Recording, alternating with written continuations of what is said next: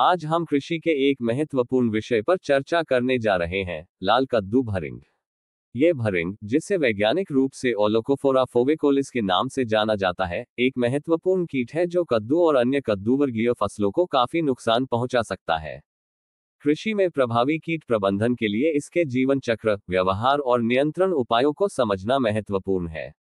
कद्दू का लाल भरिंग भारतवर्ष में कई राज्यों में पाया जाता है। ये कद्दूवर्गीय फसलों जैसे खीरा, घिया, तोरी, तरबूज, खरबूजा इत्यादि का एक महत्वपूर्ण कीट है। यदि इस कीट का प्रकोप इन फसलों की छोटी बेलों पर हो जाए तो कई बार फसल की दोबारा बिजाई करनी पड़ती है। लक्षण: इस कीट की सुंडी, ग्रब और वयस्क बीटल दोनों ही नुकसान करते हैं। सुंडियां जड़ों या मिट्टी में ढके हुए तनों में छेद कर देती हैं।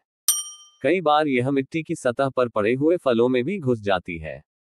प्रभावित जड़, तने और फल या तो सड़ जाते हैं या सूख जाते हैं। वयस्क कीटों का अधिक आक्रमण छोटी बेलों पर होता है। ये पत्तियों में छेद कर उन्हें पूरी तरह सूखा देते हैं। ये कीट मुलायम बेलों को अधिक नुकसान पहुंचाता है, जिससे इनकी बढ़ोतरी रुक जाती है तथा बेलें मुरझा जाती है। ये कीट मार्च से अक्टूबर तक सक्रिय रहता है। वयस्क भरिंग चमकीले संतरी लाल रंग के होते हैं। मादा भरिंग पौधों की जड़ों के समीप नम मिट्टी में अंडे देती है। इन अंडों से 6 से 10 दिन में सुंडियां निकलती हैं जो मिट्टी में ही रहकर नुकसान करती हैं। 2-3 सप्ताह में सुंडियां प्यूपा अवस्था में बदल जाती हैं। लगभग 1 सप्ताह के बाद प्यूपा भरिंग के रूप में परिवर्तित होता है। इस कीट का जीवन चक्र 30 से 40 दिनों का होता है और वर्ष भर में ये 5 जीवन चक्र पूरे कर लेता है। अगर इसकी रोकथाम की बात करें तो फसल लेने के पश्चात गहरी जुताई करने से मिट्टी में पनप रही सुंडियां व अन्य अवस्थाएं खत्म हो जाती हैं।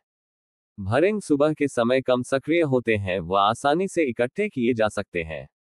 इनको इकट्ठा करके मिट्टी के तेल मिले पानी में डुबोकर नष्ट करें। अगेती फसल में इस कीट का प्रकोप कम होता है। फसल पर मेलाथियान 50 EC at 500 मिलीलीटर प्रति हेक्टेयर का छिड़काव करें। अगर जरूरत पड़े तो 15 दिन के बाद छिड़काव दोबारा करें। निष्कर्ष में, लाल कद्दू भरिंग कृषि में कद्दू वर्गीय फसलों के लिए एक महत्वपूर्ण खतरा है।